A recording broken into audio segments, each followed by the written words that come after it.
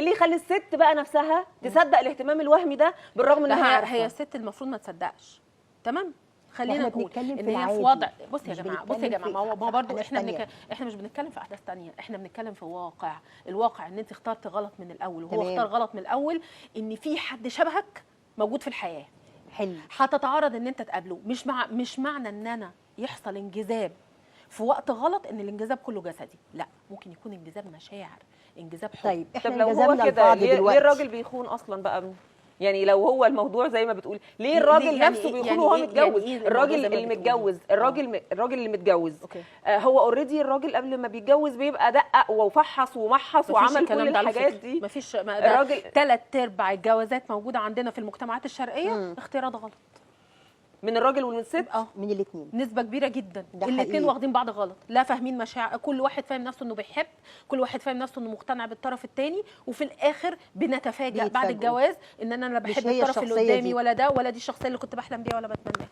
هي المشكلة من الاول ان احنا واخدين من بعض بداية غلط. الاختيار.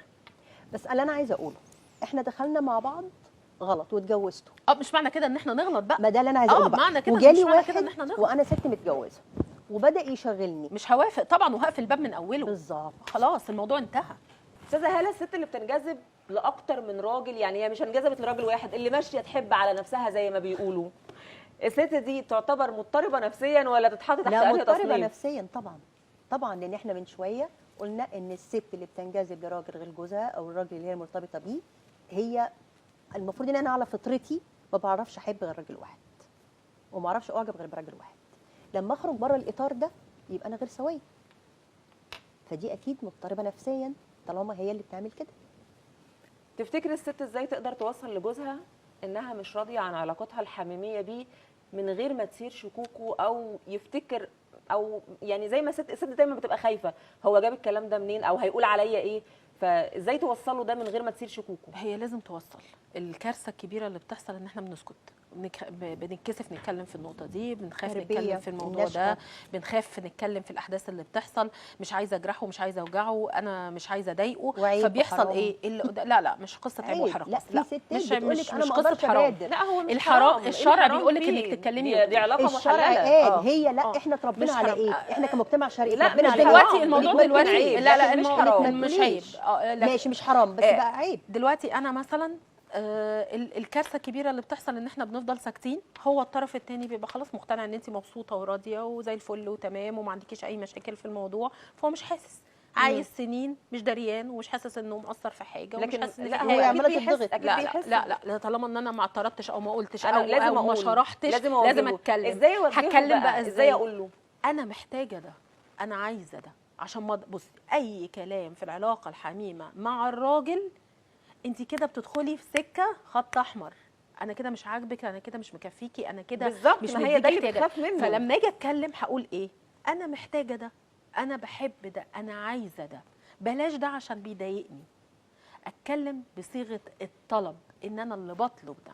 ممكن نشوف كذا عشان نعمله نبقى مبسوطين اكتر. ما هي الفكره فين؟ ان الست بتخاف تعمل ده، لا يقول لها لا انت عرفتي ده منين؟ لا عرفتي الكلام هو ده منين؟ هو اللي ما يعرفش اي حاجه دلوقتي يبقى جاهل على فكره. انت دلوقتي تدخلي على جوجل تعملي سيرش هتطلعي كل حاجه في الدنيا. اي حد ما يعرفش اي حاجه دلوقتي يندرج تحت بند بني ادم جاهل. يعني لكن اقصر طريق ان الراجل أتكلم. ان الست تتكلم على وتقول اتكلم تعبر. دايركت. كون ده ما بيحصلش، ده ممكن يبقى دافع لخيانه الست. ليه؟ انا عندي احتياجات، عندي احتياجات جسديه، وربنا خلقني باحتياجات جسديه ورغبات. اوكي؟ في ستات وفي رجاله، في حاجه عندنا اسمها هاي سكس درايف ولو سكس درايف. لما بنيجي نتجوز ممكن واحده ست عندها هاي سكس درايف، بمعنى او إيه high sex الدوره drive؟ الرغبه الجنسيه عندها عاليه، تمام، وهو الرغبه الجنسيه عنده ضعيفه او متوسطه. فايه اللي بيحصل؟ الست دي عندها احتياجات اكتر بكتير جدا من احتياجاته، وهو ما بيقدرش يكفي الاحتياجات دي، تمام. اوقات بيحصل العكس، الراجل هاي سكس درايف والست لو، فبيحصل ايه؟ احتياجات الراجل بتبقى اعلى من احتياجات الست. لو انا فضلت ساكته ما بطلبش منه، مش عايزه، طيب قصدك الراجل هو اللي ساكت؟ لو انا الست ما بتطلبش، لو هي مثلا عندها الرغبه الجنسيه عندها عاليه، او الدوره الجنسيه عندها عاليه. أوكي. تمام. فهي بيبقى ليها طلبات في عدد مرات اعلى من اللي الراجل بيدور عليه. لو هي فضلت ساكته وما اتكلمتش وما قالتش، هتدخل في دروب نفسي. بعد الدروب نفسي هتدخل في مرحله اكتئاب. بعد مرحله الاكتئاب هتبتدي تدور، طب هو مش حاسس، مش دريان، مش عايز، بحاول معاه مره واثنين وثلاثه تدور على احتياجاتها مع حد تاني. بدور عليه. هو ما فيش عشان هو مش فاهم. الاسهل الحل ايه؟ الحل الاسهل كمان ان انا بدل ما ادور على راجل تاني، ان انا اروح انا وهو أصلح الحد. اللي عندي، لا، اروح انا وهو الحد كده. هو تعالى في ناس ريليتد ده لو هي مكسوفه. لا، لو مش عارفين نحل الموضوع ازاي نظبط طب هي ممكن نعمل تعمل ده لو balance. مكسوفه تتكلم اصلا في الموضوع. ممكن. تعالى نروح لحد بقى، نشوف كوتش، نشوف حد استشاري، نشوف حد. ده حل كويس نروح جداً. عشان نحل، عشان انا عندي مشكله، انا حاسه ان انا عندي مشكله وعايزين نحل المشكله دي عشان الدنيا ما تبوظ. لكن احنا بنسيب الدنيا تبوظ وتخرب، وبعد كده نيجي ندور احنا نصلح ازاي. فاهماني؟ طب خليني اسالك بقى، لو الراجل عنده مانع صحي يخليه مش قادر يقوم بواجباته ناحيه زوجته كامله، الست تتصرف ازاي في الوقت ده؟ وهي في نفس الوقت مش عايزه، بتحبه ومش عايزه تتخلى عنه، بس مش عارفه تعمل ايه. لو عندها احتياجات، عندها تعبانة، احتياجات مش عارفة طبعاً. تعمل إيه. هو الموقف صعب لان هي بتحبه وقاعده معاه وهو مريض، ما هوش بيتمرض. لا، عنده مانع صحي مش مخليه مش قادر يديها احتياجاتها كامله. عندها خيارين، لا ترضى بالامر الواقع لا تنفصل. بس احنا عندنا حاجه نفسيه، احنا عندنا يعني هي غصب عنها بيبقى جواها حاجات نفسيه. تمام، ما هي بتطلب منها عندها الاحتياجات دي. احتياجات وعندها رغبه وعندها احاسيس وعندها مشاعر مش عايزه عارفه تطلعها، ما بس خلاص هو أطلق. مريض. اطلق. هعمل ايه؟ ما يعني لا، اما اقول له يعني تسريح بالمعروف زي ما بيقولوا، او اني انا ارضى بالامر الواقع، ما اعملهاش خيار ده تاني. بقى بترجع ليها هي اللي بتاخد شخصيتها. القرار.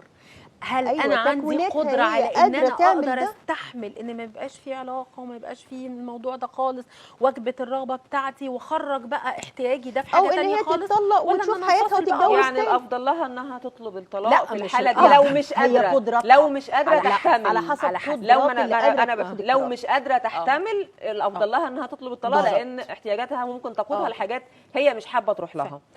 طيب احنا عندنا توقعات البنت لحياتها الزوجيه بتبقى اكبر بكتير من الواقع. في لا لا بالظبط.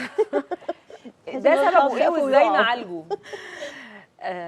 طب بصي، هي من حقها ان هي تتوقع التوقعات اللي هي عايزاها وتحلم بالاحلام اللي هي عايزاها، بس المشكله في التنفيذ. ما هي بتتصدم ما هي لما تدخل العلاقه بقى الزوجيه بتتصدم. خلينا نقول المشكله عندنا في التنفيذ. احنا كمجتمع ما عندناش حاجه اسمها ثقافه عاطفيه وزوجيه، ما عندناش معلومات. في كورسات بتتاخد، كورسات تاهيليه لمرحله الجواز، وان انا اتعامل ازاي وافهم ده وافهم شريكي ده ازاي ونحل مشاكلنا ازاي. طيب انا دلوقتي ليا حياه عايزه اعيشها واعيشها بالطريقه اللي عجباني، ابتدي اخطط لها من الاول واتعلم اعمل ده ازاي. يعني انا بقول لحضرتك من ضمن الحاجات اللي بتتسبب في انهيار اسر كامله ان في ثقافات مش موجوده، لا ثقافه استمتاع ولا ثقافه التجديد ولا ثقافه تنظيم الوقت. احنا ولا الثقافه الجنسيه ما عندناش.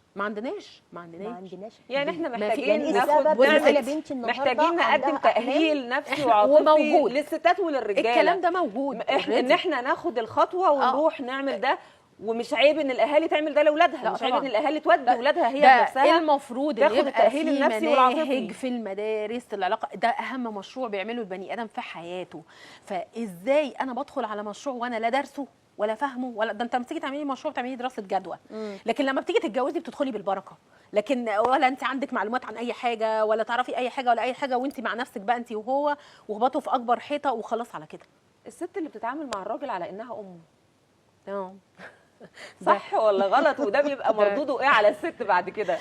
طيب بصي يا ستي بقى، الست اللي بتعامل الراجل اللي هو امه، هو اساسا الراجل ده بيبقى شخصيه اتكاليه اعتماديه، شخصيه اتكاليه واعتماديه، اتعود على ان امه بتعمل له كل حاجه، بتجيب له طلباته، متدلع، اللي عايزه بيتعمل له.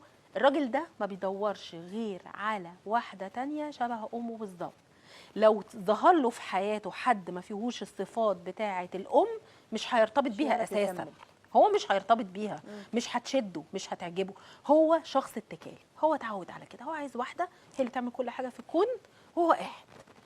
انا كوني ان انا قبلت اعمل الدور ده، اشربي بقى انت بدل ما تخلفي 2 يعني انت ده عندك مش اسلوب 3. صح للتعامل. غلط. مش لازم ان انا اتعامل مع الراجل على اني لا، امه، انا طبعاً. شريكه حياته، لا، انا طبعاً. زوجته، هو له شريكة دور وله حدود، الحياة. انا ليا وأنا حقوق كمان ليا وواجبات حقوق وطلبات وحاجات كتيره جدا. مش لازم اتعدى على حقوق على دوره علشان هو ما يتكلش عليا وما يبقاش انا بالنسبه له كل حاجه وهو خلاص يبدا ينسحب. لان انت كست اللي بتفرضي وجودك على الراجل، انت محتاجه منه ايه وهو يقدر يديكي ايه، فما تبقيش قايمه بالدورين وترجعي في الاخر تشتكي هو ما بيعملش حاجه وانا بعمل كل حاجه.